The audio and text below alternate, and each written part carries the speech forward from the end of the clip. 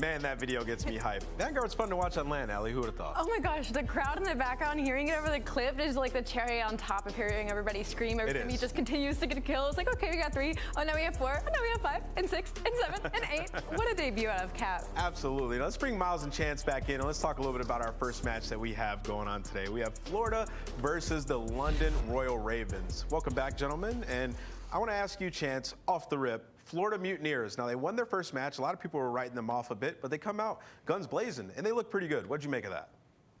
Well, I mean, I think the biggest questions I had for the team, right, is they had like 3 ARs on their team. We have to see Big Owakening run that second sub. He did fantastic. Another concern we had for the team is their communication was not the best last year. TJHaly, the guy that they brought in, is a rookie, came from Challengers. Is he going to have that great of communications? Yes, he did. So I think like 2 of the biggest questions they had to answer, they answered in a positive fashion. That being said, I mean, this was like the ultimate middle of the pack team last year. They beat all the teams at the bottom. They very rarely got any wins against any of the teams in the top 4. They're just trying to step their game up, like start to try to go back to that NW form and start winning tournaments again. And that's really the question I have to see. So against the Ravens today, I think they need a dominant win to sort of like establish themselves as towards the top. I agree. And one player that's going to have to go off in order to do so is going to be Owakening, Miles. Now, we used to gas this guy up, but somewhere at the midpoint of last season, he started to take a plunge in performance. So talk to me about the keys to victory today for the Florida Mutineers. I mean, I'm a gargantuan Wake fan, 100%, man. He did drop off a little bit, but I've got hope, mate. I've got a lot of hope coming into this season. But if we go for the Mutineers, I mean, to really boil it down, S&D good, Respawn bad. Look out for those lives in control. Keep an eye on holding on the hard points. I mean, their hold rate is 10th overall. That is not good enough. That means they're losing control of those hard points more often than not. And of course, that top one, look how good those offensive rounds were. That is all from the Kickoff Classic. Yes, it's a small sample size, but it's definitely a lot to go off today. S&D good, Respawn bad. Can Florida turn it around? Yeah, and in Search and Destroy, it was really just Berlin where they kept rushing towards that A bomb site over and over and over again. It was working. So I'm curious to see if they come with some different looks today. But, you know, what we saw to Skies, aLLeY, is he was lighting it up as that flex player. I'm going to keep saying it. It's like a beast had been released off of the leash that he was kept on. I did not like that rhyme. That was gross, guys. But seriously, Skies popped off in that flex role, not having to play that main AR anymore. And the fact that TJHaly was able to fall into that role and perform as well as he did, especially at the Kickoff Classic against these top teams, I think that speaks a lot to what their ceiling could possibly be. Absolutely. Now they're going up against the London Royal Ravens, and they prepared a video for us, so let's check that one out.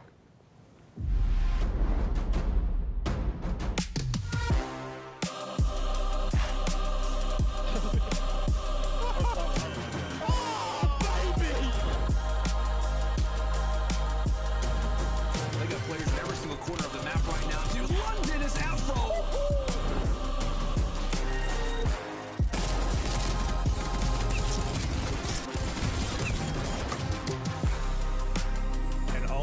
There are just a legion of players here. Peek-a-boo, I've been here the whole time.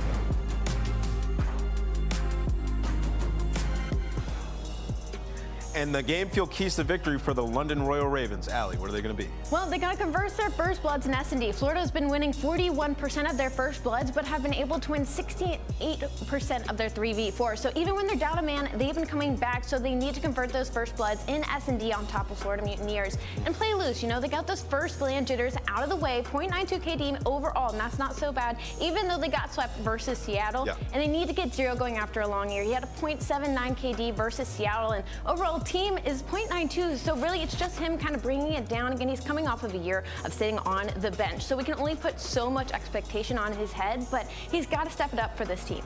Chance, is 0 stepping up today? I think he absolutely is going to step up today, yes. I mean, this is one of the greatest European players of all time. He has, like, a dent in his career, but, like, because of, like, visa issues, right? Because of COVID, like, screwing him over in a sense. Yes, it was a tough first series, but against Seattle, who goes on to get 2nd overall at the event, I don't think we're going to see 0 have a series like this. Potentially for the rest of the year, man. Again, one of the best European, if not the best European player of all time. 0 can absolutely be the fry man, he can be a flex, he can be main AR, and he's an incredibly smart player. He is literally Mr. Do-It-All. He is. Not expecting the 0.79, but he also needs to be there because that's the back of his chair. I've got to say, man, and Miles, I got to say, like, if If he's the weakest link on the team statistically, like, that is not a bad sign for the Ravens whatsoever all season long. Like, I'm going to be as biased as hell right now because we're not quite in the game yet. If that's the problem we're facing right now, when you've got 3 hot rookies and Afro, he's the beast. He's the best the West Midlands has got, man. He really is the real deal. London are in a good spot. I want to see some Raven fans honestly popping off. And your social media has been non-stop all for the last, like, 2 years. I expect this year to be T1. Padman, I'm looking at you. There's a lot of wins under your belt, mate. We want to go deep into that meme folder. Give us the goods. Yeah, and they finally have a roster now that they're comfortable with, right? And for a lot of the newer CDL fans, if you don't know who Zero is, this guy was one of the best European players for a few years in a row. So for sitting out for a year and coming back, he's trying to be a leader for these guys and pop off, and that's what we're looking for today. Now let's talk a little bit about Pick-ems. And I'm going to start with the Pick-em goddess herself, who gets most of them right. Who do you got in this series? Miles, I love you so much, and I love the European players so much coming up from challengers, but a .79, you should absolutely be worried about that if that's the lowest statistic on your team. I'm going with Florida Mutineers. Okay, fair enough. Miles, who do you have? But you know who I'm going with. I'm going with the Ravens. Now, I know that Tim's watching, and I know that Tim has utterly destroyed the hopes of many, many fans across the entire weekends because he's put his picks out there. But Tim, we love you. Just nothing but hatred for the Ravens, please, mate, for as long as you go. Don't even say their name. How about that? We'll roll with that one, I think. I'm taking the Ravens. Chance, who are you picking? Florida 3-1. I'm not a believer until the Ravens, until I see it. I'm going with Florida 3-1 as well, but the match is starting, so Miles and Chance, kick things off, gentlemen. Well, here we go, mate. We're not wasting any time getting the first match of the 2022 Vanguard season underway, Chance, and here we go, my friend. We're the maps and modes. We'll get a look at those a little bit later on, but as you can tell, it's a Gavutu to start things off, and my mate. A good map for the Mutineers, it has to be said, but who knows what the hell this season has in store for us. Well, I mean, look, it's early enough in the year. We don't know what's going to be a good map, what's going to be a bad map for any of these teams. Like something you were talking about for the keys to victory, Florida, their S&D was on point, rated all 2 maps, but the respawn, a little bit hit or miss, a little bit more of a struggle. This is a map they lost to Toronto by 67 points. That being said, that's Toronto. Like, that's going to happen. So they have a little bit of experience on this map, but for the moment, right now, it is Ravens in the hill, locking up all of this time and potentially going to be set up on the rotation as well, right? You got Afro pushed out for some spawn kills. He's looking for a couple. Can't take Vivid down, and that's the opening Florida needs. And we'll take all those kills, but that's going to be the hard point now moving over towards Boat. That's the second.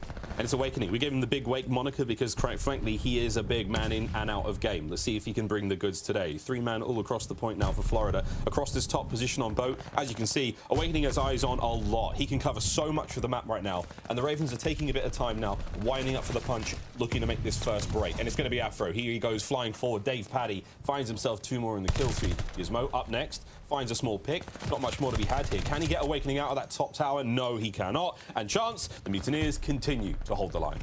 This is very much a map where pretty much any hill you could turn into a money hill and lock down for a significant amount of time. And right now, Florida, I mean, you get the power positions, you get someone at the top of the boat, you get someone pushed out P1, you have all your bases covered. And for London, this is somewhat of a delicate situation because you don't actually have pressure towards that next hard point. So now you got Awakening on a 7 spree, streaked out, going on flanks, and he's calling him in straight away. They want to make this break early.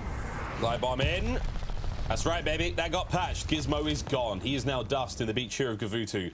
Trying to make that close play, though. Dave Paddy in the hard point. Afro looking to hit the flank. It's number 5 on the minimap. It's 0. He's getting the shots in. And a nice wallbang. That 3 dead is going to buy the Ravens some space now. Purchasing a little bit of movement on the beach. They're now in the hard point. Time to start ticking their way. Look out now for the assault rifle players. This is a long-range gunfight. You want to see them get big. But as you can see, the Mutineers are already in. Afro up next. Looking to find some kills. Gizmo on the flank. Nice plays out of him. Good shots. And the Ravens are still winning the frontline fight. So shots so far, we're balancing this sort of spinning play act right now for the Ravens. They've got the lead again, and 25 seconds could be theirs.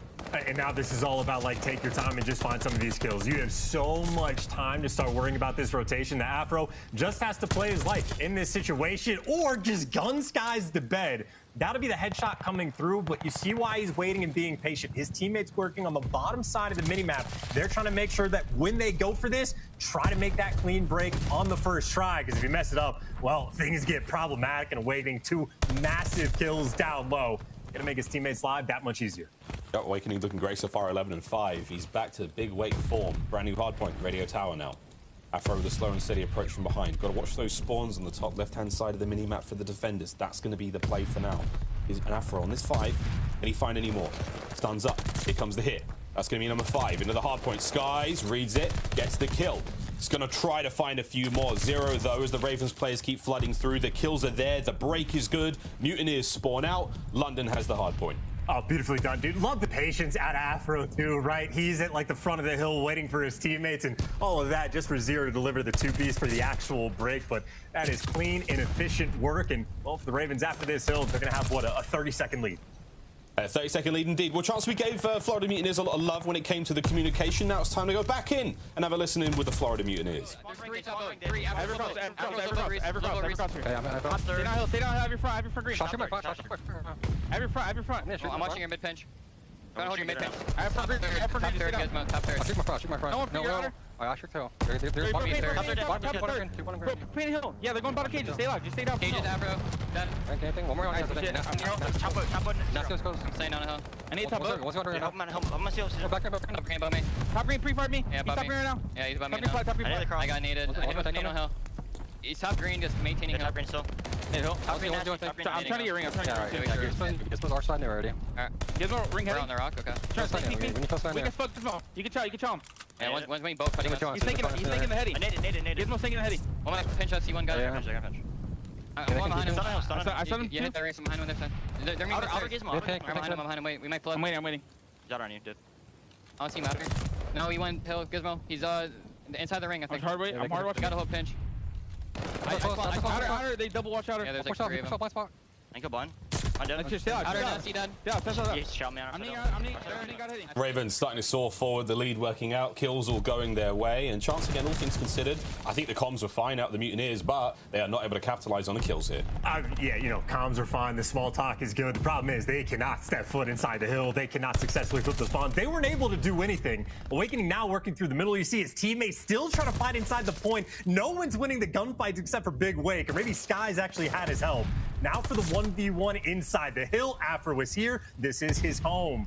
And this is where he's meant to be, but turns out just a bunch of contest time. And even after all the gunfights come through, it is still London inside alive. And I think this has honestly just been P1 outright domination.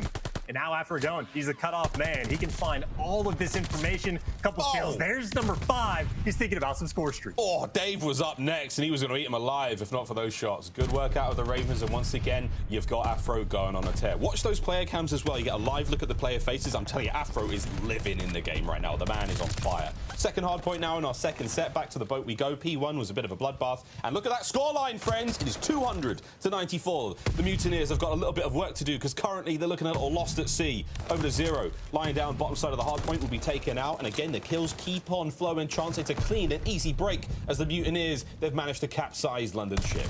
Well, this is deja vu all over again, right? He had London the first go around P1. They outright dominated it. The only hill that Florida has really had any sort of success on has been this P2 hill. It's the similar situation from the first go around. They're locking it down once again. You get the player's top boat, but even still, this time's a little bit different because London, they have that rotation just nice and secure. They got the P1 control. Awakening, though, maybe he's found this opening to try to cause a bit of a ruckus. And well, you see all the spawns, his teammates right on top of him.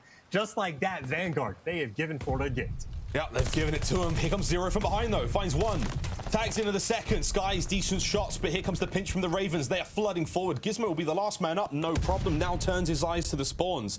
But that's going to be the Mutineers still low right. They're able to contest this point of the Ravens. They gambled on the other side of the map. Not this game, friends. They're spawning much closer than you think.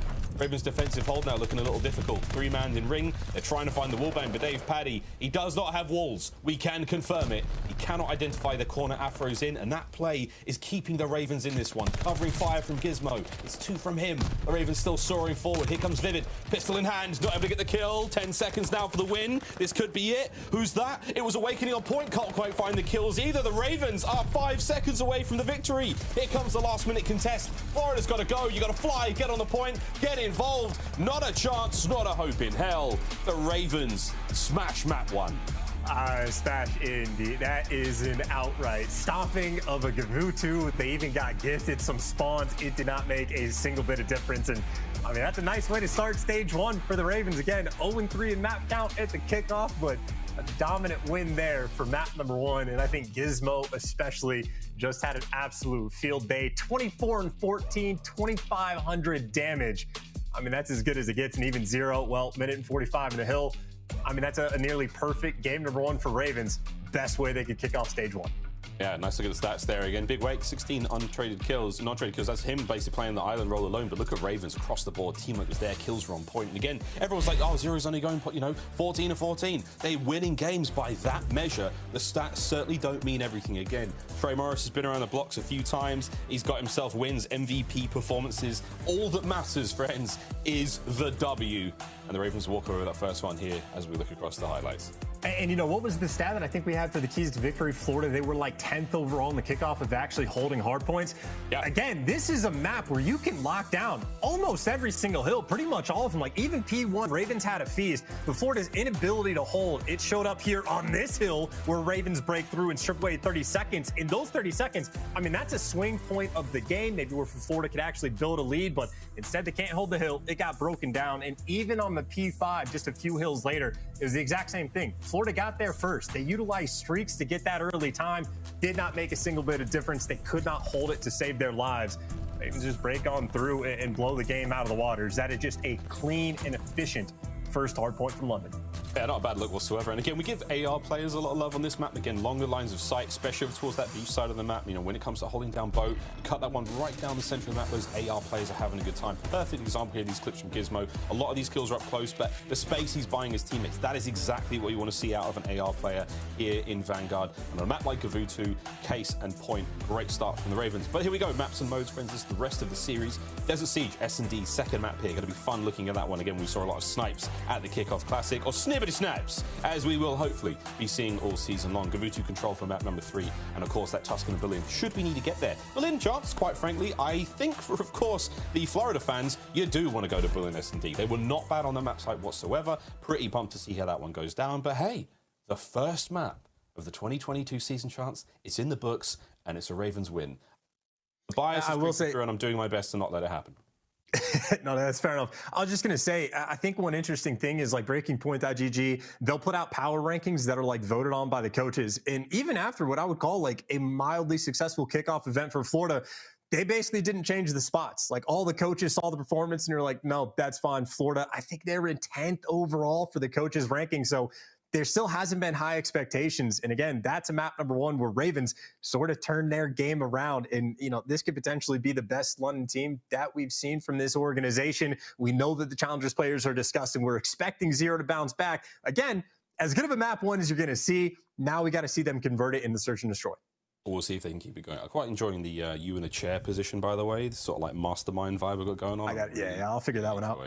No, it's fine, mate. I'm really enjoying it. But we have some fun tweets, though, friends, because, of course, the Twitch sphere is always popping. And the Florida Mutineers and the Ravens have had a wonderful back and forth, a bit of a love-hate, and I think at times a true budding romance between the two social media managers. And for now, for the Mutineers, this one's a goodie. How many matches are London going to win this weekend? 0. I see what you've done there. And so far, for the Ravens, they're managing to turn that one around slowly but surely. One map down in this series, Mutineers expecting to see a bit of a comeback here when it comes to that search and destroy. But Chance, Desert Siege, talk to me about it, mate. We saw Snipes, the Kickoff Classic. Smokes won't be in play for the moment. I think they have been taken care of. But until that comes back into play, this is going to look real different, right? Yes and no. I think the smokes are certainly utilized like originally, especially over towards the B site, but it is very much the outer lanes of the map. I mean, almost like by requirement, you need a sniper from like either side, depending on what you want to do. But fairly balanced map, you can hit either site. You definitely have like a ton of post-plant positioning, like plays that you're allowed to make. So I'd say a fairly diverse amount of strats that you are going to see. And funnily enough, like again, we talked about how good Florida has been. Won 7 out of their 8 offensive rounds. They've been on point, but that's only on Berlin. We have not seen them on any of these other maps at all. So very curious as whether or not their domination in the game mode will actually continue, or if maybe Siege won't be the answer. And by the way, we've talked about Zero a bunch. I'm expecting him to be the sniper on the other side. He's been a sniper for many, many years, but Sky's up first. Can't catch a Gizmo out and about, and we don't have to worry about anyone giving anything away because, of course, we're online. No crowds. Slow, steady comb across the trench side of the map yields no results there from Sky. So B looks clear. He's going to be passing that information over towards the boys. Now, look towards the A-bomb site. And again, it is Zero on the other side of the board. Vivid with the inside covered. Tight angles now made safe with that MP40, but it does seem like this could be the play. And it is going to be Zero. Snipes up. Ooh. Nice tags out of DavePaddie, but chance still a little bit of a stalemate as the A bomb does get planted. I think just the sniper presence, by the way, actually works out because you're able to get that bomb down, and Afro should be able to get out with his life. He makes it to safety, so bomb planted, first blood for the Ravens. This is exactly what they want, and they've dealt with the flanker. Yeah, Snipe's taken care of as well. That Sky's out of the map now. If you're trying to watch center. Eyes on Nasty, sees at least one. Nice shots out of Nasty. It's Ravens now with a life advantage. It's a 4v1, Awakening last player up. We have seen this time and time again here on Desert Siege. You gotta find a kill or two. Will the Ravens let it happen, or will they have a clean sweep here in the first round? There's 15 seconds to play with for Awakening, and that is a delightful start for the Ravens. I mean, that's exactly what you want, right? I think just a very standard round, taking their time, waiting for Florida to use all their nades, all their attacks, and as soon as you feel like it's empty enough that you can make your approach, go get that bomb down, post up in, you're good to go, right? Skies wasn't able to find a first blood with the snipe. He gets picked off when he's trying to flank, and I think Nasty, I think it was, that delivered on 2 kills, but just not a crazy first round in the slightest. Too wild, nothing too nutty, but that's all right. We can live with that for now. We do want to see some more action with the old snippety snipes all year long, I do hope. Here's Skies. Over towards B now we go. Ravens with a deep cross covered, and that's going to be number 8. It's going to be Afro watching that one. Nasty with eyes on the bomb. Here comes the kill. Great comms. Ravens, they strike first. They strike decisively. The bomb is down, and now you know the play is up. Mutineers got to get on board that bomb site. Got to go try and recover. Nasty with a covering fire. The shots are all good. We do find a snipe from Zero, but DavePaddie, last player up, and it is an absolute clinic from the Ravens. Chance start to finish, no problem. Oh, yeah, that was a rough-looking round from Florida, gotta say. I love the idea, right? You get the sniper to watch over your 2 teammates to push through that outer trench, but the entire point of that outer trench position is you can just have the coverage for your guy on bomb, and it didn't make a difference. Afro just slid straight into it and kills the guy off the plant, and then the guys in the trenches are just left holding each other's hands, and there's really nothing they can do. So you need to cover the bomb planter just a little bit better. Whoever had it for Florida pretty much got left out to dry. Sneaky Afro manages to slip in. Will we see any more sort of fun plays now going into the 3rd round? Opening kills for Afro once again as the Ravens continue to find success. Awakening now. Backing on up, trying to find any form of opening, but it is a horror house on the inside of that minimap. Lots of angles, lots of covers to work with, and a corner for pretty much every engagement. Bomb down at A chance. An exchange over towards B, and here we go. It's a 4v2 Ravens on defense. And this is already just serious. Yeah, Skies. Oh my God. Yeah, Skies misses the shot. He gets beamed. Ravens feeling good. I mean, almost 3 clinical rounds by these guys on top of the Gabutu they just had for map number 1. But again, nothing crazy. Just getting the first bloods. And funnily enough, I mean, again, I think this is another stat. The keys to victory we saw for Ravens. Carson's doing a fantastic job. Florida had the 2nd worst first blood rate from the kickoff classic. I mean, never finding the opening kills, but what they were able to do on Berlin is clutch up almost every single 3v4 that they had. But now the case is they're not clutching up. They're just getting picked apart. Can't find a first blood. Ravens just making the smart plays. Now, keep in mind, we do actually have silent plant and diffuse turned on, so you can't actually hear it. It's all about getting the information. They have it, first blood again, going to the Ravens. Sweet nade from Nasty. And it's almost a full box of donuts across the board across the Mutineers. I think DavePaddie's the only player with a kill. Everyone else currently sitting on it. Vivid over towards the bomb site. It's tight defense is going to keep anyone from the Ravens off it for now. Skies up. Shots from Nasty on a 6 right now. But here comes Skies. Yet to find the success here with that snipe. Awakening now on the flank. Good job. Mutineers now. Surely this is their round. Nasty on a 6. He may play his life here, but he does have those full streaks already. So again, run for it. Maybe don't let anything crazy happen here. Do not feed the Mutineers, but they've done a great job, Chance, in getting back on the board. Yeah, I kind of want to see if you can actually find a kill in these final few seconds. Number 4, Awakening might overcommit, and maybe a small moment, but Florida finally able to get on the board, able to get that bomb down. No one able to slide out and kill the planter in that situation. So Florida sort of making amends for the offensive round that they had just briefly before. I'm still concerned about the first bloods. I think it's 4-0 for the Ravens. And again, they've been super clean on offense. They have leaned towards this A side every time, but they've taken their time to let the first bloods come through. Florida, again, just needs some sort of adjustment. That adjustment came in that last round, but again, it just allows those little moments where you don't let the Ravens see that you've managed to cross over towards bomb and get the plant. Vivid now, downstairs in the central house. Bags are up. Oh, yeah. It's Afro and Gizmo finding those kills. The MP40s ring out. They find him. They put the team at a massive advantage. 4v2 now. Zero with eyes over towards the A bomb site. Nasty playing this one slow with bomb chance, but again, with the life count as it is, no problem for the Ravens. I mean, they're just patient. They're not in a hurry right now. Zero can have the responsibility of maybe dealing with the flank a little bit more. Skies is almost just useless in this position. You see the glit right there. davePaty has to be very careful, but either way, it's a 4v2. Ravens have taken their time to not make any mistakes, and honestly, Nasty, just go plant the bomb. And they're actually wrapping this over. They are making as mistake-free as you possibly can to rotate around this map. And Florida may be a bit too late on this rotation, but still 4 versus 2. You get the bomb down at B. You're feeling great. And despite the scoreline, Ravens showing a huge amount of respect towards the Mutineers here, checking every corner possible. Sky's now on the approach. davePaty shot lands one. It's a big tag from Zero. That's the head of Sky's clean gone. davePaty 1v3, looking towards the bomb. Here comes davePaty forward. Rips Nasty. 1v2. Zero still with that long line of sight over towards the bomb. In and out of cover, davePaty goes.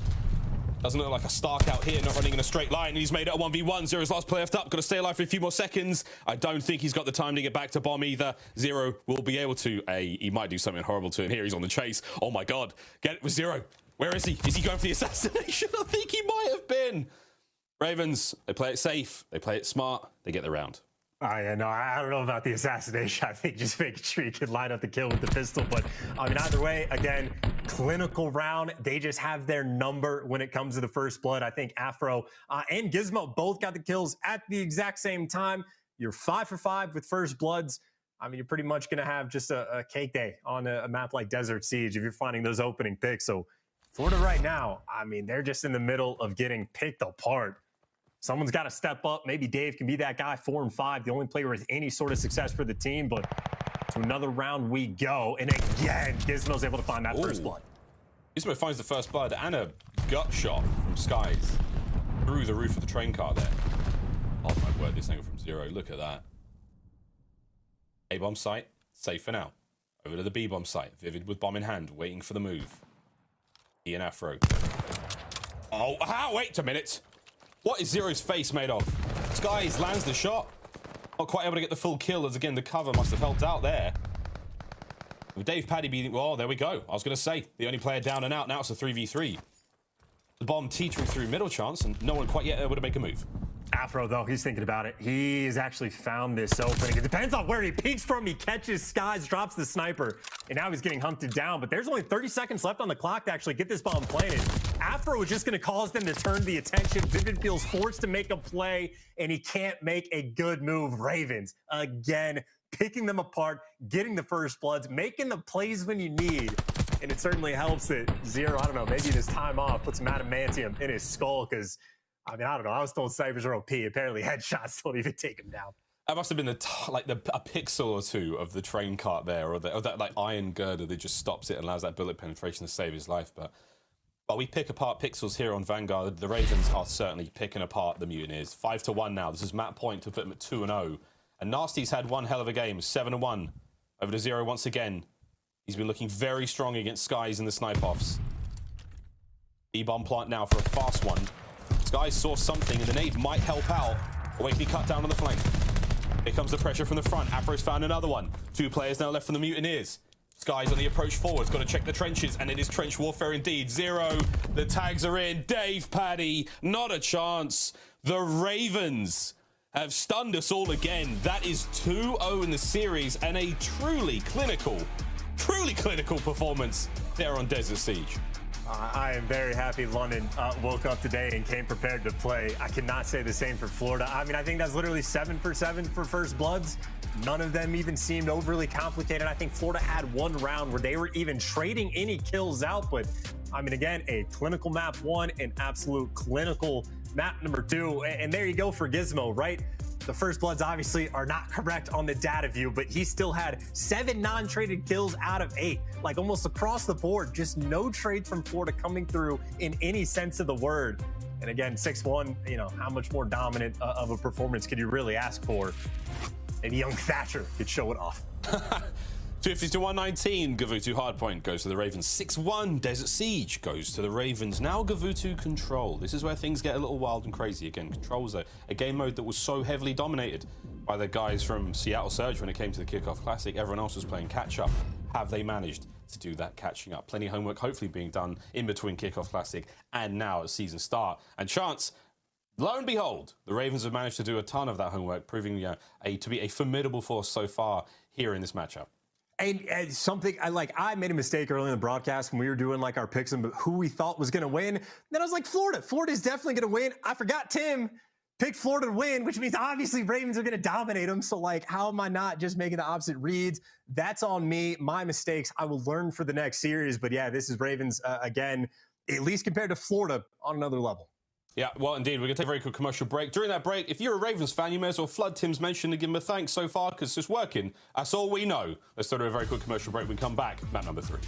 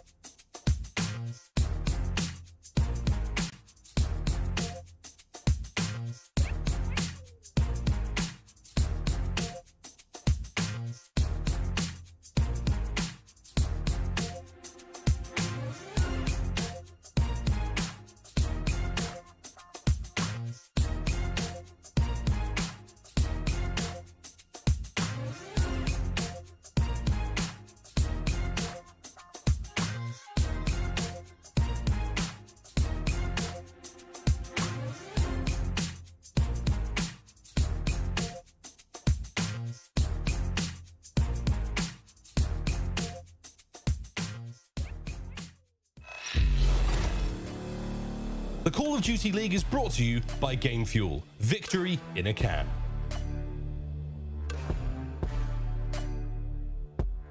And so far as have started off the 2022 season with a bang, but can they keep it going? Control on Gavutu coming up in just a moment. And chance we do this every sort of season. When it comes to the start, we have to talk about those rookies. And so far for the Ravens, these rookies are looking fantastic so far. Top EU challengers, proving it here in the big leagues. And I think bringing up the EU challenges is like the perfect segue, because like Nasty and Gizmo, they've been playing on Team Vortex for however many of these like past 2 years, and they've basically dominated EU challengers, right? We have guys like Insight. When he was talking about Toronto and going to Europe and scrimming these guys, where they're like top 6, he said some of these teams would be in the league. So I think they have the pressure of EU challengers on their back just to justify all the trash talk that they've had and being like, yes, we're this good. We need more of the European guys in the league. And even when they like flew over to America just to run the challenger scene in Modern Warfare, they only sent like one new team, but they were winning the North American tournaments as well. So like EU, at least as far as challengers go, might actually be greater than NA. I mean, granted, NA still is like a greater talent pool overall, but these guys have been disgusting. Nasty and Gizmo have been lighting up for the past 2 years on top of guys like Vortex. And if they could come into the Pro League and fry, then maybe all that chatter was correct. Well, we'll find out if they can continue the frying, because so far, so good. Ravens now one map away from walking away with 3-0, which honestly ruins my pick'ems. I had this as the 3-1. But let's see what happens for the Florida Mutineers now. Gavutu control. They will be on offense first. So it is first to kill 30 players or first to capture 2 zones, adding a minute if you do manage to capture that zone. So there we go. Off the rip. Nice kills going the way of the Mutineers. Chance. They managed to get themselves onto A, stop the clock, keep finding those kills. And look, if we learned anything about Gavutu from the Kickoff Classic, it is genuinely in control. Difficult to capture either point, let alone getting 2 of them. So you need to make sure you're winning the defensive rounds. And for both teams, whether on offense or defense, you are looking for dominance, you're looking for kills. Because if you go to that round 5, you need to make sure that you have defense as well. But as it stands now, so far so good for both teams. But obviously London being on defense, a little bit of map control, they're in a much better spot. Yeah, this is looking great so far. Starting to flood on through. Defender's now on point, trying to overwhelm the ship. Vivid cut down. You've got Awakening up next. Here he comes. Making footstep after footstep inside that zone. Shots are on. Gonna find a couple more here. Waiting for the teammates to push on up. Watch out for Afro on the flank though. He's already dealing some damage. He's found those kills. Skies is now going to pick up the pieces. And Ravens, it's a clean sweep. They cut them all down. That's a lot of kills. It's 15 in the life count. It's 10 seconds on the game clock. Mutineers have got to go. But it's your boy Nasty on a 4 spree. Cut down finally, but he bought enough time. Here comes the last minute contest. There's the kill. You've got to get on point. Not 0.8 seconds. And it's only one member of the Mutineers on it. Skies has got to stay alive on his own. Gizmo kills him, ends the round.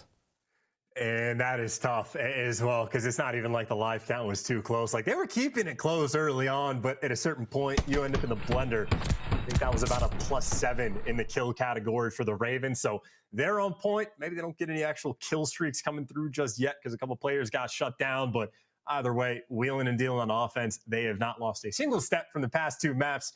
And again, at this point, it feels like it's almost the expectation that the Ravens have the edge. The question for me, though, can they actually find a way to win an offensive round? You need a strong offensive break. Honestly, probably need a nade kill or 2 as well. Well, you heard the nades get cooked. They're out and about now. Ravens have already managed to get themselves onto A. That first blood from Zero is going to help out as the trades now come through. But again, the priority here, capture that A zone. 3 segments on it. Getting players on the point will get that far. More players on point equals a faster capture. So far, it's all relatively quiet. Sky is trying to push those players in spawn. In a spot like this, he can find a lot of kills chance. He can buy his team some time, but he doesn't manage to get anything, and the Ravens are still capturing A. That's Afro again, by the way. Just a fantastic example of him being patient and making sure he can work with his team. He had a moment like that in the hard point as well, but just credit where credit is due. But Nasty, he has converted this into a 10-3 start. He's been on point, and this is how you capture it. You cannot really afford to actually stack it. You still need to get the power positions. You need someone push past, and Nasty trying to be that guy. Eventually he gets caught, but that is 2 ticks of progression through. Zero wins the one-on-one inside. and does get traded out, but London, they still have a ton of pressure on the point. Yeah, pressure's still good. It's going to be Afro once again. They get off point for a moment. 2 segments A gone. There's only 1 remaining. Here comes the hits from DavePaddy. Shots are in from, once again, the spawns of London, starting to wear a little thin, but they have a 2-life lead for now. Back over towards the boat.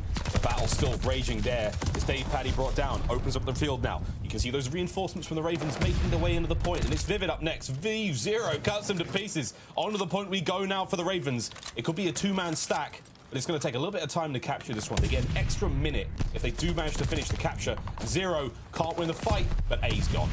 Well, that is step number 1 and step number 2. And keep in mind, if you're up in the kills column on offense, you're having a blast. And they're going to keep that kill life lead.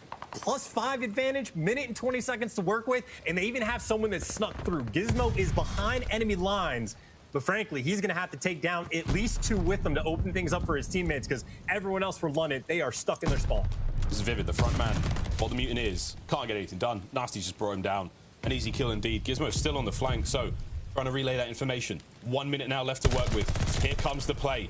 Gizmo gets it started with a big kill. Now, Nasty from the front. Here comes the pinch. Ravens, they're flying across Gavutu with such ease. Kills all over the place. Vivid last up. He's going to get 1 with him. But here comes the push right onto the B zone. You're going to stop the clock in a moment, and you have a great looking setup right now for the Ravens. You just have to stay alive, and it's Big Wake with the 2 kills. That nade gets the player off point, keeps the clock flowing. Less than 40 now to work with.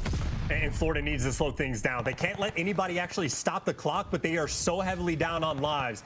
They need to be very careful about the gunfights they take. Zero is waiting for a kill to fall in his lap, but the pressure is on London to actually push forward. They got 4 players grouped up. They're starting to make their move. Comes 1 more hit, 20 seconds to go. Got to get it happening now, friends. Awakening now on a 3 spree, holding them down. DavePaddy as well. That's a Big Wake. Holds the line, a steady hand indeed. Sky's now on the pinch, and it is perfection from the Florida Mutineers towards the end here. A great turnaround. They're going to net themselves that defensive win. The life count is not a great thing for them at this point in time. You still have the advantage going towards the Ravens, but coming into this one now 1-1 here in the rounds, not a bad look whatsoever. I mean, yeah, you give the round to Florida for sure, but in my mind, that is absolutely a win for London, right? They keep that life lead. They actually expand it. I think they go up now like +9 or +10 in kills overall. They actually had success on offense, so they're certainly putting in the work. And if it wasn't for Florida being able to actually take care of Gizmo in their back spawns, you'd take an L on a round on offense from Gavutu. You were feeling terrible about yourselves, so Florida may be able to find some success. Awakening ends that round on a 4 spree. Again, the opening break on offense. You need to have success if there's any hope of winning the round. And for Florida, they still need to make up for that life disparity.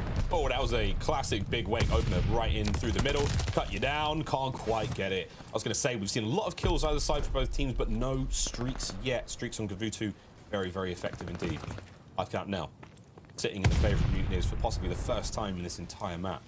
Capturing the A zone, starting to get a little bit aggressive. You love to see this. 2 players going over towards B now. Oh dear, Afro can't get both of them. Cuts down Big Wake for now. To the other side, back onto the A side for the attack. This is the defender here. Gizmo can't quite land the hook. Vivid's going to cut him down once again. And Nasty's doing everything he can here on the point. But you've got players for the Mutineers quite literally everywhere. That A zone, it should be captured relatively quickly here. They've got all the map control in the world. Well, they just lost it. They might have had a bit of map control for a moment, but Skies ends up by himself. He's not even towards the top of the boat, and he's going to be spotted. So he might get hunted down. There's a lot of pressure up top. Skies can't find the first. Afro's there. London up top. Get 2-pieced. Vivid right now, the hero potentially for the team, as he's been their metric for success in this round. But, I mean, Florida, again, just struggling to try to have any semblance of success. Awakening gets chopped. Anytime someone's able to push past the 50-yard line, Florida still gets cut down. 35 seconds left on the clock. Trades are just back and forth for both of these teams, but even still, that second tick of progression has not come through. Florida still have the pressure on him. DavePaddy staying alive as best he possibly could, but it's time for his teammates to get forward. Have to get on that A zone and stop it. 20 seconds on the dot. Now the Ravens starting to look towards that defense. Now they go over towards B. They're going to give up on A. This is going to net you an entire minute for the Florida Mutineers. Time to work with. And the life count this round has changed immensely. 19 to the 11 of the Ravens. Florida, this should be huge for them. An additional minute, plenty of lives to work with. Here we go towards B. Yeah, and this is Dave. Dave just can't afford to die, right? If Afro actually gets this kill up P1, that's going to make Florida's lives that much more difficult because all the pressure's coming on the flank. Vivid, he is now sitting inside their spawn. Zero's going to be trying to hunt him down, but these are big gunfights to win. The patience on point. Zero takes care of at least that first flanker. Still that 6 live difference. Maybe Skies will be thinking about putting the pressure. I mean, London right now, they are forced to turtle, but the turtle might not be a big deal because they still have the map control. They still have P1, and even the team kills come through with a stun grenade. Florida, it is still so difficult to win these rounds. They're a snapping turtle right now, chances. They snap their way forward as Gizmo finds the beatdown finally in exactly the same position we saw him last. 30 seconds remaining. But one of our teams here on that point. Afro cut down through mid. Ravens' numbers starting to dwindle, but you've got yourselves still a bit of map presence to work with. Zero loses one on the other side. The trades are still good. Nasty on the inside of the middle. If he wins this fight, that's going to be huge for his team. Again, buying the time with Skies. The rest of the Mutineers now making their way through mid. Here we go, 10 seconds. If you kill Zero, you got to get Gizmo next and get on the point and try to stop it. 5 seconds now remaining, and it looks like Big Wake last up. They're going to try to play for the kills, and the Ravens, they're being well fed. Life count changed hands again that round, and this is it. Match point Ravens. Again, though, similar to what we saw the round before, not the worst round from Florida. You have a round on offense. You don't go down massively on lives, and I think they were up by 1 towards the end. So overall, they still have their work cut out for them. Florida, they need to have a dominant round on defense. They need to go up like, what, +8, +9 in the kills column to try to draw defense for that round 5. But either way, not a terrible swing of momentum. Owakening is starting to wake up just a little bit. He's got 20 kills to his name. So Florida, the gun's starting to heat up just a little bit. But again, in this round, they need dominance. And I think Afro, he just found the opening for a free first kill. Oh, he's in. There's the first. A wonderful opener. Stun grenade's going to slow him down, but certainly not going to kill him. Still holding that line, trying to bring the time now for his teammates to get up map. Afro continues the spree. It was 3 before being brought down. And again, straight away now from Zero. Oh, he got on a beat for a second there. Different look now out of the Ravens in what could be the last round of the map. Mutineers have got to hold this one for as long as they possibly can. Florida dig deep, baby. Gizmo from top boat, finding those kills again. Time and time again, chance. We're finding those Raven kills, but you haven't really got anywhere on the zone progression right now. And we've got just about 40 seconds to play with. Mutineers are doing a good job. And keep in mind, kill streaks actually kill now. We didn't have it in kickoff, but now Gizmo, he's going to be able to rack them up. He's got both at his disposal. And again, London are very much in the situation where as long as they have a decent job in the slaying category and don't get massively outslayed, they're good to go. So Gizmo, you do not need to leave. You can stay up there for as long as you want, or maybe he wants to be the objective player as well. You see his teammates. They got a body on B. They got 2 players pushed up to P5. They have all the map control in the world. They capturing both points at the same time for a moment there. Life count is getting out of control. 24-17 now. Bear in mind, you still have full streaks to work with for Gizmo. A's about to be captured at 36 seconds remaining. We have to see a decisive hit from the Mutineers. Try not to let any of their players drop out, and that's going to be a big problem. Dave Paddy brought down. A's going to be captured now, and here we go. The approach onto B. Gizmo, full streaks. Surely, a glide bomb to start the party with a bang. And it could well be what we see. We're waiting for it. He's teasing us. He's truly teasing us as the approach now to B continues, Chance. And he's got through as well. Right now, Florida, they have no idea that there's an extra man behind enemy lines. So again, this is a situation where if he just gets 1 or 2 kills, that is just the opening for his team. But Florida actually do have a ton of map pressure. On the flip side, Vivid is all the way pushed up on the beachside spawn. They're dealing with the pressure up towards P1, and they're able to get both of those kills. So the next players from London, they're just in the back, and now we're just in a spot where spawns are going to get real weird. Yep, weird indeed. Gizmo's still alive. He's still being a distraction. Guy's up next. Good shots, not enough to get it done. Ravens now coming through the dock side of the map, looking to reinforce Gizmo. He's been here a long time. It's saving Private Gizmo. That's the operation right now for the Ravens. Forget B for the time being. Gizmo flies forward. He drops on the beach. Now to 0, 6, almost to make it a 7. He's got himself a strafe run as well. So you've got streaks for days right now for the Ravens. 10 lives for the Mutineers. 17 for London. 30 seconds on the clock. That's another kill their way. There you got number 5. You got Zero in the back. He just picked up a glide bomb and a couple more kills. Dave, he needs to fly to find this kill to take care of Zero. And he's able to at least get him, but the glide bomb getting called in. You got pressure on the point. 2 bodies in the hill for the Ravens. And more importantly, it is a 9-life lead. They're running out of time, but at least it's frozen. 23 on the clock. Ravens, they might be able to get this done. Afro staying alive in the zone, alone right now. Zero now calling in the strafing run right behind them. It's going to hit the spawners there of the members of the Mutineers as they come on out. Shots from Zero, tags up from Nasty. It's all down to Owakening. Can he get up off the point? He cannot. It is a 3-0 to start the season for the Ravens, and in what an emphatic fashion as well. I don't want to say it. Tim might have cursed him. I mean, there is no might about it. That is as cursed as you could possibly get. Losing rounds of GVOOTU when you're on defense. But I gotta say, I mean, that is how you win on offense. That is get inside their spawn, L trigger, and just post up and play for kills and just slow the game down as much as you can. It is a battle for positioning, and you just never want to let it go. But either way, that is 4 players for Ravens all the way across the board going positive. The damage on point as well. Ravens, that is the best possible start to stage 1 they could have had. Well, welcome back, guys. First of all, fantastic cast, Miles and Chance. That was an epic series. And aLLeY, you were not expecting London to come out and look like that. Miles was, but you certainly weren't. I'm mind blown. I mean, the fact that London came out so hot. I mean, a 3-0 to start off the season on the official boards. And the fact that I saw every single player step up their game from what we initially saw from them, it was a complete turnaround. My pick-ems are destroyed. I had Florida 3-0, and it's like completely flopped. It was London 3-0ing Florida. Yeah, it's kind of scary for the Florida fans because it seems like it's starting off sort of how their last season was. If you remember last season, they won their first big series at kickoff, and then after that, they sort of fell off a little bit. Miles, talk to me about the London boys, my friend. Like, how are you feeling after seeing them catch the first W? It was exciting. It was really good to watch. You know, again, all the concerns that I think Ravens fans have had. I mean, this is an exciting team. There's a lot of young talent here, and you've got a good leader in the form of Zero. And I mean, that just, it paid off in a great way for them. That's a nice start indeed. I mean, I want to give a lot of props to Gizmo as well. I mean, we saw him, especially on that GVOOTU control. He was on the flank time and time again. The same thing could be said there when it came to the hard point as well. I mean, Gizmo's map awareness on this map in GVOOTU in general just seems to be on point. You know, they've certainly done their homework. I mean, it wasn't the best showing at Kickoff Classic for the Ravens, and I think a lot of the fans really felt that one. And again, you know, Reddit was on fire. Everyone's saying their piece. I know that, you know, everyone's got an opinion these days, as they should. But at the end of the day, that was a great performance from the Ravens. A wonderful bit of homework being done. And at kickoff, I mean, they played Seattle, who, you know, took they were on fire to task in that finals. They were on fire, so not a bad way to start the series.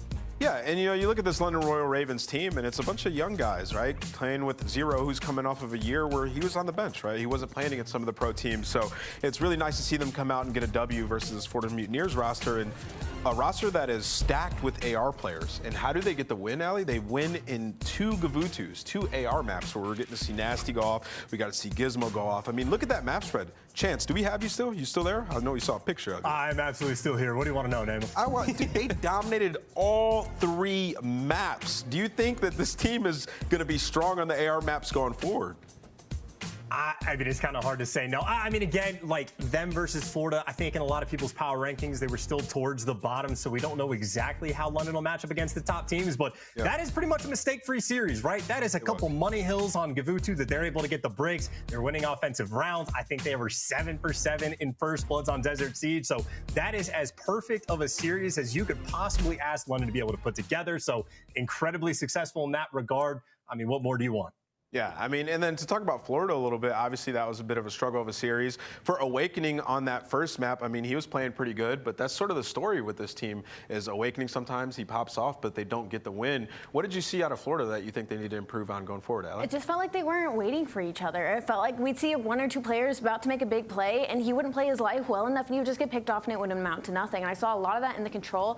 And just like the stat from our game fuel keys to victory in the beginning, where it said that Florida needed to work on holding their hills. Once they have it, they got a 61% where they would always get broken out of. We really saw that in the hard point when it came to London. They just busted straight through, and Florida never really had a good hold on any of the hills. Yeah. And even in that search and destroy as well, Chance, there were multiple times where Florida had opportunities to get that bomb down. They just weren't able to get away with the win. What'd you make of the search out of Florida? I mean, it's honestly tough to tell how much of that was like London being dominant versus Florida dropping the ball. Like, especially the first round we saw from Florida when they were on offense. I like the idea that they had where they're like triple hitting like trenches effectively, but then someone just drops the ball and just lets Afro slip in and kills the guy with bomb. So just a little bit disjointed, the teamwork, not quite there from Florida. And obviously a 3-0 loss like that is not a good look. I mean, hopefully they'll bounce back, but that is definitely going to be a tough series to swallow. So I'm going to ask you guys a question of who you thought impressed you the most throughout that series. Because I got to say, we have a space here in the office where we can see every single player's perspective. And me and aLLeY were watching Nasty, and he was just popping off. So for me, I got to say, I think he impressed me the most throughout that series, just the plays that he was making. Miles, do you have somebody who stood out to you on the side of the Royal Ravens? Nasty in the Search and Destroy was amazing. I think you finished that one 7-1 or 8-1, something like that. Had a great spree. He was really frying that one. I got love for Zero. I think he really led the troops well. I mean, again, we talk about stats not mattering too much when it comes to those KDs. Perfect example of that, man. Like, he didn't get a lot of kills in the Search and Destroy. The snipes he get are very influential. His even presence on the map at those A-bomb sites looking down that train line allows his boys to get in there, allows Afro to get in and plant their bomb. He's playing it smart. He's playing himself. He's staying alive in great situations. Nothing but love for Trey Morris. Gizmo as well. Great debut, you know, here in the CDL, especially in an official match now. Points are on the board for the Ravens. I think everyone handled themselves really well. Afro, I'm not even surprised, mate. He's an absolute unit. He really is. But for Gizmo, I was super impressed by his performance today. This was a wonderful starting point to work from. Yeah, he looks like he's ready for action. He's ready to square up in that picture. aLLeY, talk to me about Gizmo. Was he the guy who stood out for you? Yeah, actually he was. I was going to take a point to Nasty as well, being coming up from the EU Challenger side. He's up for argument of Rookie of the Year, but Gizmo, man, in my little special book of notes here, every single map in the series he was popping off. You know, map 1, it was Afro and Gizmo popping off in the Gavutu. In the Search and Destroy, it was Gizmo and Nasty popping off. And in the Control, it was Gizmo and Afro once again, with Zero getting behind enemy lines. So Gizmo, we don't talk about him too much, and obviously he's trying to make some noise with this stat line. Yeah, Gizmo definitely popped off. Excited to see more of him as he was racking up those streaks on Gavutu Control. Well, let's take a look at Zero stats. And, you know, Miles, you're saying, like, stats don't matter too much when you're a leader and you're doing the dirty work in game. But as a Maniac, I mean, he did exactly what he needed to do. There was really no sweat throughout this series for him, and played damn good. Yeah, if your submachine gun players are popping off and finding kills all over the place, like, I mean, there's not much more you can do. Like, you've enabled them to get in position. You're allowing them to really spread their wings and let it rip. But that 4-1, if you go back and watch that Desert Siege S&D, I don't think Zero made too many mistakes ever. You know, he landed a couple of sweet shots, which is all you can ask for the sniper, and he dies once. That is a tremendous stat line for a player who's sitting in that kind of position. Yeah, sure, if he gets like 7 snipes, we'll be freaking out and, you know, putting a montage together. But at that point in time, he's done everything right.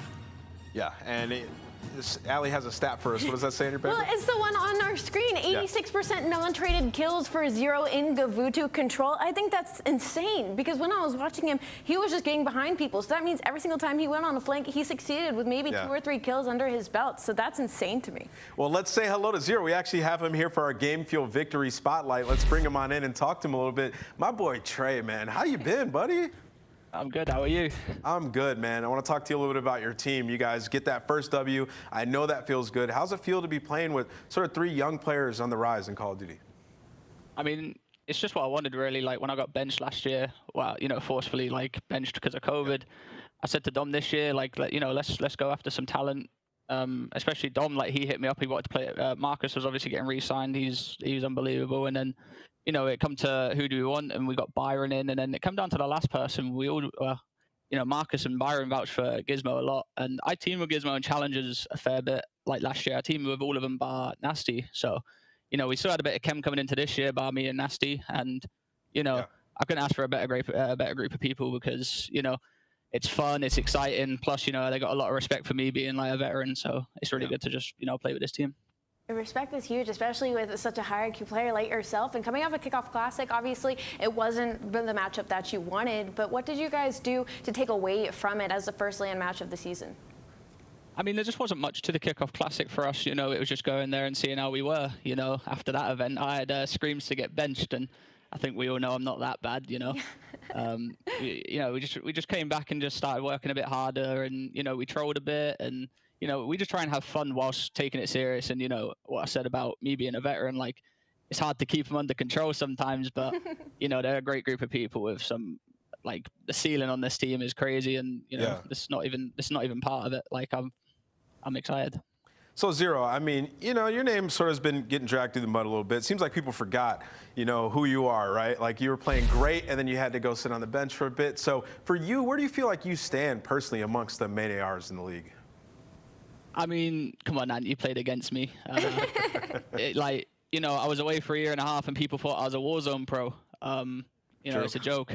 I've said it before. You know, I've won an event MVP. Like that just doesn't leave you. You know, I got the passion to compete, and you know, I've been on a top 4 team at the end of every year, like for like, you know, I'm always been there. So, you know, it's kind of, I don't care about other people's opinions, but, you know, just, just don't need to say anything about me, you know?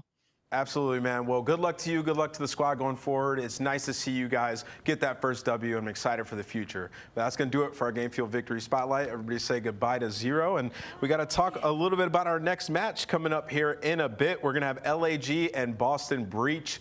We get to see the Boston boys go at it once again. Are you excited to watch the rookies go in? I'm so excited. Boston Breach is probably one of the most hyped up teams thus far in our league. So to finally see them in their new official match as we head into kickoff, excuse me, not kickoff, so we head into our HQ in our first weekend here, Boston's definitely a team to look out for. Yeah, I'm super excited. I want to see if TJ and Methodz can sort of step up and go off here as well, because we talk a lot about Capsidal and how he needs to be the superstar on this roster, but it's really TJ and Methodz as well. Like, Methodz has to be that great main AR who's popping off, but TJ, the guy who's prone to the bad game, he's one that we're expecting to be consistent finally for a squad where he's got to be a leader and teach these guys. So for TJ, what are you expecting going into the series? Consistency, but I don't even want to look just at TJ anymore when it comes to consistency. I think it comes to this entire roster. We saw Cap, he had that crazy 8-piece at Kickoff Classic, but he started up really slow in the series. TJ, we kind of are known to see a little bit of inconsistency with him, and just from scrims overall, watching this team, it seems it's thing that goes across every single player. So I'm wondering if maybe it's just a team chem issue or if they're still just kind of finding pace with each other.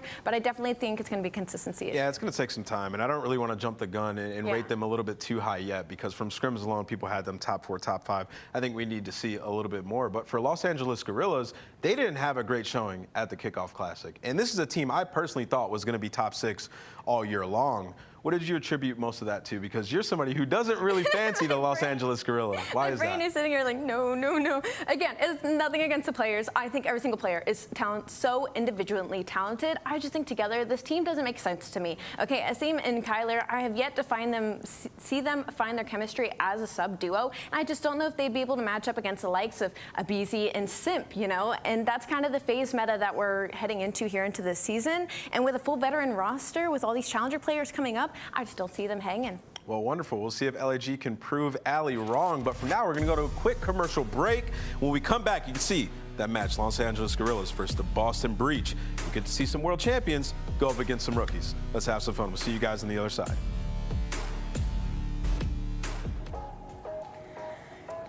That was rough. You good? Is my mic still hot? In the name of all things sacred. That's what I'm talking about. He don't miss. Kickoff Classic started our 2022 season off with a bang. How exciting and refreshing were those top 4 teams, and I'm looking at you, Seattle. You have got to be kidding me! We're still hyped, but now we turn our gaze to opening weekend. With so many fresh faces and new places, we're highlighting 3 AR players we're pumped to see play all season long. Here's our preseason ARs to watch for 2022. Heard you and your crew got a problem with me. I gotta be honest, they didn't bother with me. You want a bunch of sheep, keep following me. Starting our list is the one bright spot from OpTic Texas this weekend, Dashy. It wasn't the tournament result OpTic Texas wanted, but it was also a preseason exhibition. So let's keep our takeaways in the proper perspective. One thing that's clear, Dashy is back to slay out the league. Big Bruce, the biggest of Bruce's finds too. A third kill from Dashy, that is obscene. In his one series versus the LA Thieves, Dashy was the only player on either team to net a positive KD on all 4 maps. He also had the highest overall KD for the series, going 88 and 70 for an impressive 1.26. We know KD isn't everything, especially in this current title, but it should still instill hope for Greenwall fans seeing Bruce playing in top form as a main AR.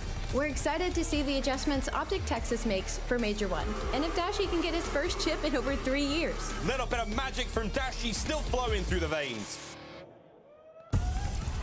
Up next, after a fantastic LAN debut for the LA Thieves, we have to highlight the human turret, Octane. What a weekend it was for Sam LaRue, filled with smiles, snipes, and a top 4 finish. All things we've missed associating with Octane. Here's hoping this becomes a pattern this season, because watching Octane snipe was a real treat. And Octane, that is not an AR! What is going on? Octane, it is a shooting gallery here. It should be mentioned the entire LA Thieves team had their moments over the weekend, but it was Octane's semifinals performance versus Toronto we'd like to focus on. In both hardpoints, Octane really stepped up for his team. During a map 1 victory on Bocage, he led the lobby going 34 and 23, a KD of 1.48. The next map was a heartbreaking 2-point loss on Tuscan hardpoint, but Octane still turned in a tippable performance of 25 and 22. In the semifinals, Octane led all players on both teams with a series KD of 1.21.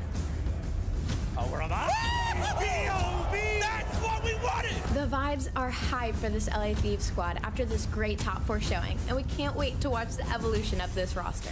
Our last player to feature goes to the man that's tasted nothing but success since his CDL debut, Toronto Ultra's iNsight. The Ultra have formally announced their 2022 Revenge Tour and set the tone for the rest of the league, emerging as our Kickoff Classic champions. Before diving into iNsight's weekend performance, let's take a look at his placing since coming into the CDL last year. iNsight started his career with a major victory, then never finished below 3rd the rest of the way, capping his year by taking 2nd at Champs. Now, with Kickoff Classic, iNsight starts his year off a winner again. Talk about a way to start your pro career, huh? Jumping back to the Kickoff Classic, the Ultra showed up all tournament long, but it was iNsight that really shined in the finals versus Seattle. He was quiet the first 2 maps for iNsight standards, but on maps 3 and 4, he took over. iNsight on a 5. iNsight's living inside the hill. Here, there's 1, there's 2. The flank again from iNsight. On map 3, Tuscan Control, iNsight led the way with a highly tippable 1.5 KD. He followed that up 1 map later on Berlin Hardpoint with a massive 2.44 KD, barely trailing his teammate Vance's insane 2.45. As you might have guessed, iNsight led the way for finals overall KD, dominating with a 1.25. It's exciting and a bit scary to think iNsight has achieved this level of play without having completed a full pro season yet. The question now is, who can stop the Toronto Ultra from not only being the kings of the North, but the kings of the whole league? Dashy, lightning strikes twice. That's going to be 9 in a row for Octane. Your Kickoff Classic champion. Got no competition. This shit just a game to me. In the cash and whipping. All your sounding lame to me. How you gon' bite when I knock your teeth out? How you gon' fight when I push your lights out? There you have it, our 3 AR players to watch heading into the 2022 season. How'd we do with our picks? Is there any player we missed that you think deserves a spot? Let us know in the comments below. Also, stay tuned for our SMG players to watch in the upcoming days. Subscribe and we'll keep you up to date for the season launch. The Call of Duty League is brought to you by Zenny Gaming. Armor your eyes with Block's gaming glasses starting at $24 by visiting zenny.com/CDL.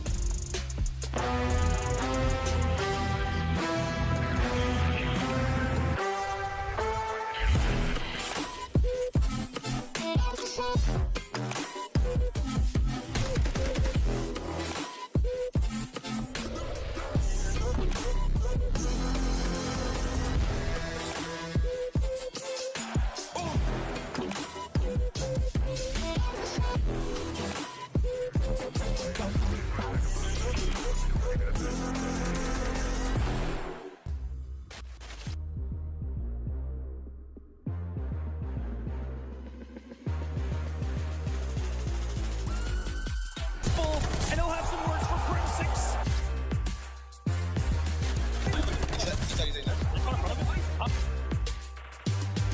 Forcing the issue on the flank. He's inside the face, and that's going to be 5 in a row.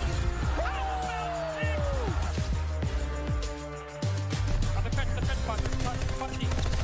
There's 2, there's 3.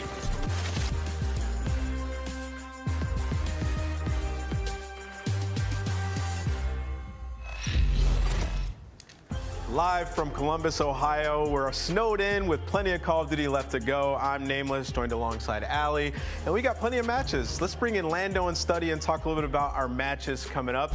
The boys are geared up, they're ready to go, and they're actually in the basement right now, if you couldn't tell. So welcome, boys.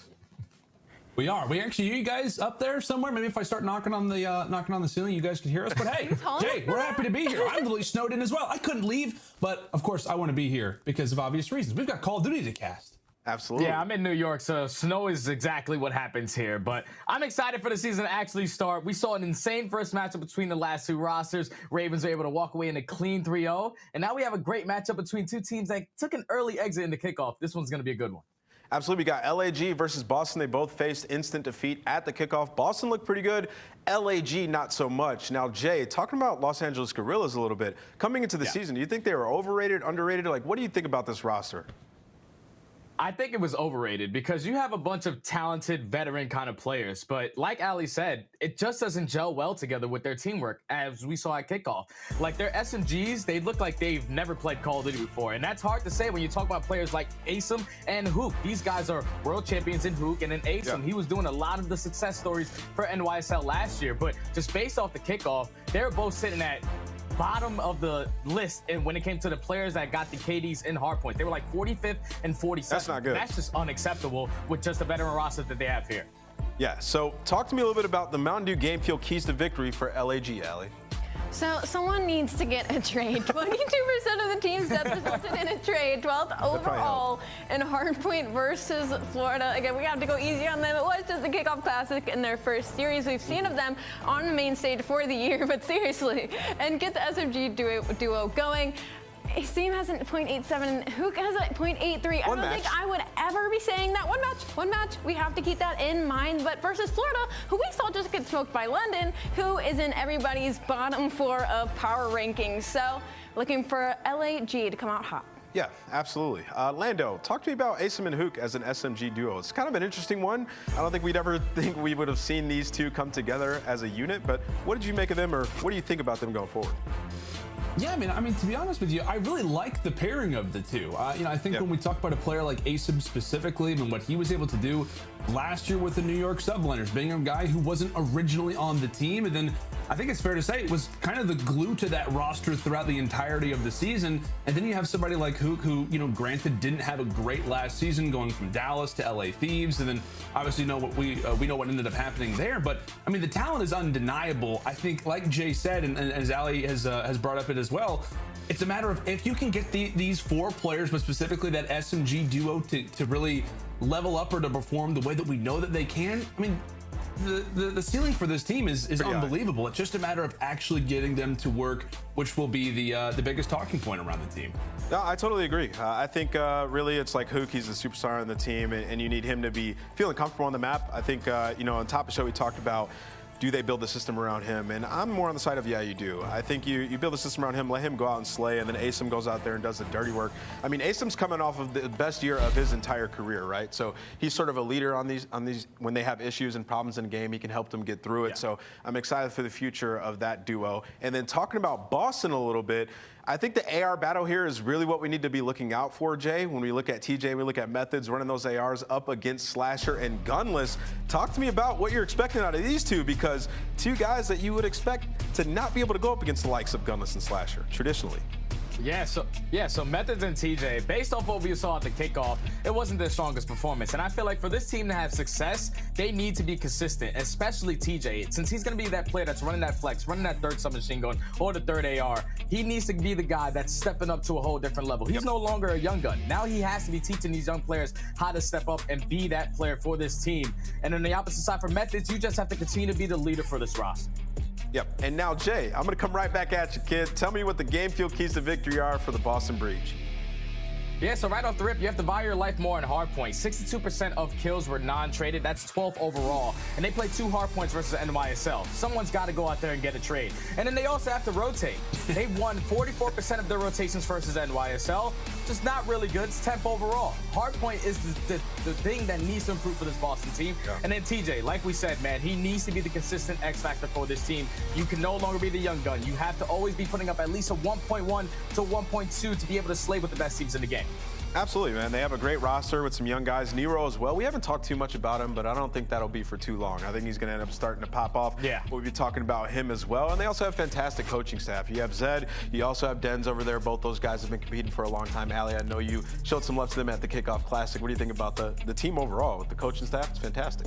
Absolutely. And I mean, you look at these stats overall. Methodz was a 0.98. Capsidal was a 0.95. Following and trailing closely is Nero. Actually, when we talked about Nero, it felt like he wasn't doing as much as we were expecting for him to do at Kickoff Classic. But stat-wise, he's still hanging out with the rest of his teammates. So heading into this, I'm looking at him to really elevate his gameplay. And he plays very methodical, right? He plays very slow. He gets behind enemy lines. And I think if he can match that pacing up with the likes of Cap, it could be a very scary duo. Yeah, team has a high ceiling. Excited for it. You see TJ, he's getting some coffee and he's ready to get absolutely twisted and turn up for this match. And I talked with Methodz a little bit after their first showing, and he was like, we didn't expect to win. Like, we came here just hoping to get some reps in, make these guys comfortable on land, and when the season begins, we'll be prepared. So they've been putting in a ton of work, and I think they will come out and show us something today.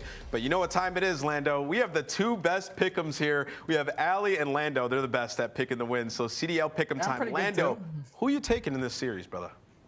Well, I'll be honest with you. Coming into this match, I had a prediction, and then I was taking a look at the good old YouTubes, and I saw that Tim actually had the same prediction as me. So I love you, Tim, but I might be changing it up a little bit. I was originally going to be going with the Boston Breach, but now I might be thinking LA Guerrillas. I don't know. My pick'ems are already destroyed. We've only had one match, and mine was totally opposite. But aLLeY, on your end, I know you were talking about pick'ems, and obviously your predictions are amazing. What are your thoughts? Are you changing alongside myself, given the Tim curse that we have? Nope. I'm gonna go with no on that one, but I will say mine are destroyed too. Y'all gotta stop looking at me, man. I predicted Florida 3-0 and London sweep them under the floor. But Boston, I hope this is not a jinx. Knock on any wood that's near me. I'm taking Boston winning this. Okay, fair enough. Jay, who do you got? I think I'm actually going to go opposite of both of them. I think I'm going to take LAG 3-1 in this series. Really? I feel like what we saw out of Asym and what we saw out of Hook at the Kickoff Classic is not the players that they are, not the team that they want to be. And I feel like they're going to improve here today in their hardpoint game drastically to take the series 3-1. Yep, I'm going to go ahead and pick the Boston Breach. I think they're going to take this one 3-2. What would Miles say? It's going to be a humdinger, and we're going to go all the way to the very end, and it's going to be around 11. I think we have the maps and modes. If we can, let's pull those ones up and see what we're working with throughout this series. All right, never mind. Producer saying we're getting right into it. So Lando and Study, take it away, have some fun, and kill it. Thank you so much, my friends. Yes, indeed, Jay. We know this map quite well. The viewers, if you played public matches in any form, you know this map quite well also. It is time for Bocage, whatever you want to call it. LA Guerrillas versus Boston Breach. And Jay, you actually got to watch both of these teams play this at kickoff. Yeah, we saw Boston Breach play this versus NYSL, and this is the map where they started off the series with, where they basically lost like 140 points. And it was a majority comes down to just the inconsistency of slaying. So as long as they're able to keep up their slaying here into this map number one, they should be able to keep themselves a lot closer than they were versus New York. Yeah, and that's really the big conversation in regards to this series. I think it's fair to say, Jay, it's really going to be a matter of that consistency. We talked about it with the Guerrillas. Not a great performance from the SMGs, as much as we loved seeing Big Cap go off for the Boston Breach at the Kickoff Classic as well. It was all about that consistency. So again, a huge series for both of these teams, considering the schedule that they have coming up in their next few weeks. So a win here would mean a lot. And like we said, Bocage is a great opportunity for your shot to get warm as we go from P1 now to P2, considered one of the money hills on this map. Gunless trying to make his way around the back, but for the time, it is going to be Boston Breach with control. Yeah, Boston are going to have control of the spawns as Capsidal is going to be pushing out towards Kitchen on a 5-3 before he gets taken down, but so much pressure from Boston coming in towards the middle of the map. Nero's able to find another 2 on a 3 spree. They're just consistently forcing all of LAG to spawn out towards back tank, not giving them any breathing room to try to get close towards this P2. How about the plays from Nero, up to a 7-3 start, and maybe Asym halfway through this money hill could have maybe found some sort of a lane, looking everywhere he possibly can, but chooses the wrong corner. Methodz there to gun him down. 20 seconds left. Breach still in a great position. Why? Because TJ happens to be on the flank as well. Make it 2 on the flank. That's 4 in a row now for TJ. And how about the spree that only appears to continue? Nearly takes down Gunless, but they are continuing to apply the pressure now toward the back as they've got spawns for next as well. And that was just beautiful work from TJ and Capsidal. As TJ was picking up all those kills in towards bottom grandmas, Capsidal was able to sneak his way through P4 and flip those spawns for his team. So now Boston have control of P3, but you see number 1 on your minimap, which is going to be Hook. He's influencing these spawns for Boston to start spawning out towards stable. These gunfights in this hill with 40 seconds left are going to be huge for the spawns influential. He may not be the player that you want to necessarily go for the spawns. You want to have your kind of main AR players doing that a majority of the time, but Gunless showing us why he's been labeled as a flex throughout his career. We'll be able to make that much more of a dent. Again, nice plays from Hook to focus in and allow for this team to finally put up some points on the board. As Hook finally does get found out, we know how the chaos can be on Bocage, specifically in this hill inside of the house, as the breach managed to break on in from the front. TJ, he gets found out as well. 8 seconds left, and that score looks that much better for LAG now. Yeah, now if you're the breach, you do not want to die and start flipping these spawns, just because the 2 players starting to spawn out towards that back tank.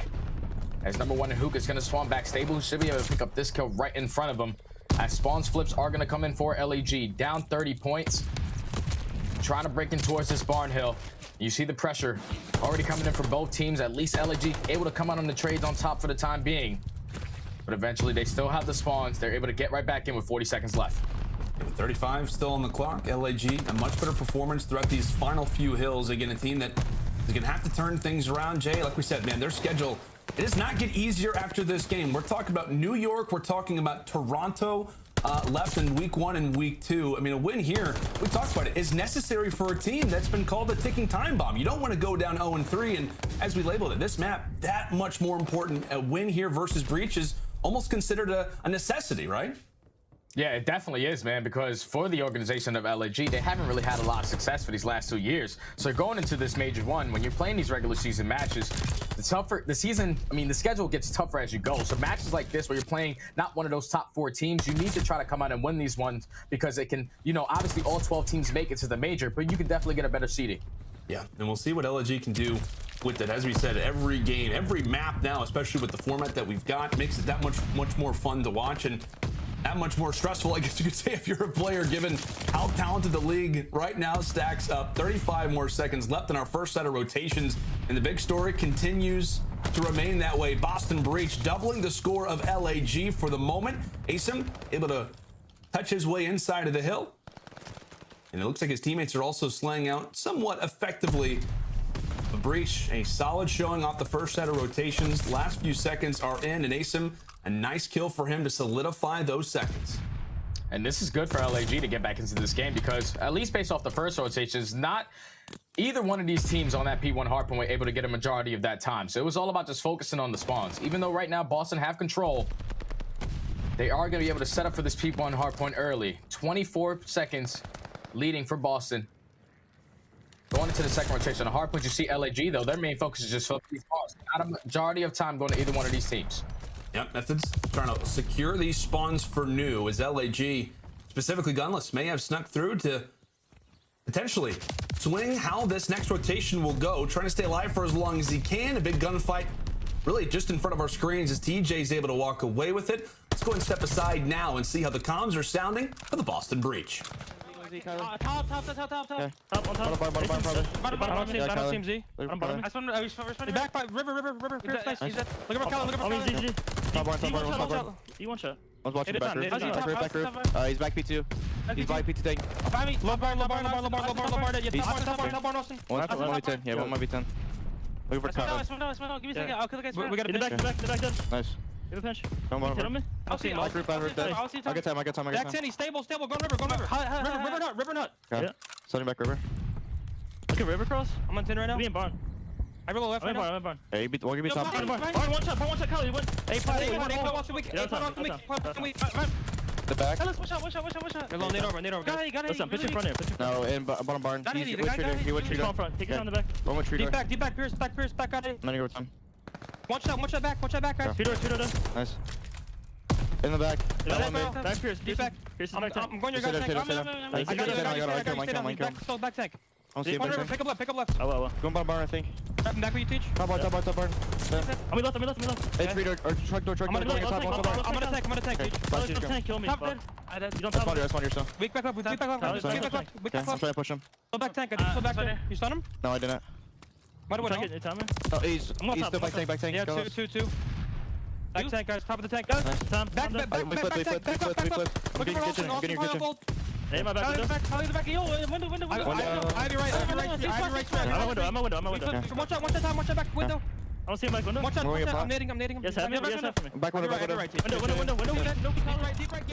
And there you hear it, the nice little listening there with the Boston Breach and jamming a team that's obviously a lot younger. We're talking about two players who are making their official debut. I know the Kickoff Classic obviously just went down, but two players who are making their debut, and it's great to hear, obviously, them getting as vocal as they were, but overall, you expect to see Zen, the captain of this roster, and arguably the face of this new Boston franchise, leading the way in the comms as well.